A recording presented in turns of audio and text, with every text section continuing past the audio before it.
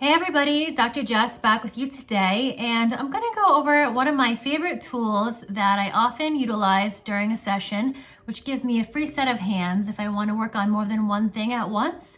And it's also a tool that a lot of my patients are able to use at home in combination with other myofascial and sacral techniques that they have as part of their home plan.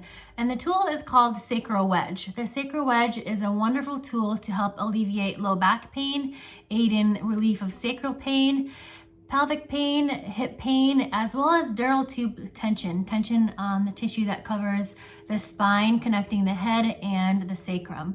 So again, the tool is called a sacral wedge, and I'll show you what it looks like. There are two different versions. There's a female version, and then there's a male version based on the different contours and shapes of the female and male pelvis, different size of each.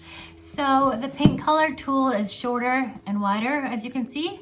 And then the blue male is longer and a little bit more narrow. I'm gonna go over instructions on how to use the female sacral wedge. This is what the box looks like if anybody wants to look this up. Awesome tool to help alleviate some back pain, tension along the sacrum, pelvis, and hips. So it's very important that you use these tools together. This is the foam that goes underneath the colored piece. So this point goes towards the tailbone, but you don't want it directly on the tailbone. You want it right above. And this longer, wider part here, I'll show it to you on mine, goes at the top of the sacrum, just like this. So I'm going to show how you would do this. Laying on the floor, you would hold the tool in your outside hand here, and you're going to line it up along the sacrum. You'll hold it in place, shift your hips, and now you're gonna lay on your back, and then you're gonna need to lift up into a bridge, making sure that top of the sacrum is right where it needs to be, and then the point is going down towards the tailbone. And you're gonna leave your hips and knees bent just like this, arms down by your side. And you're gonna now soften for a few minutes, typically 5 to 10 minutes here. And you're gonna make sure that your low back starts to flatten down towards the floor. Initially, it might be arched up, because there might be some tension in that sacral area as well as the hips. So you're gonna slowly sink down.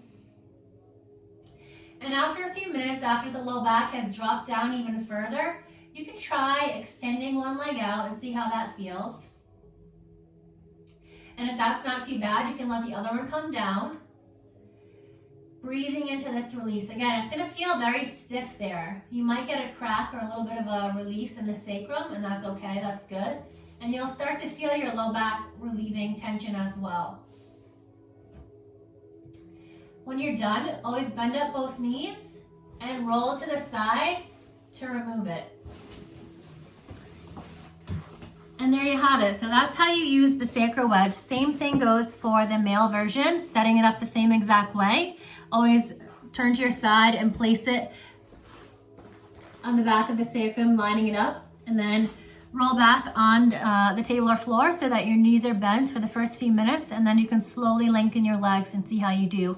Remembering to breathe in through your nose and soften so your low back can drop down, and this can ease pressure on that lumbosacral junction.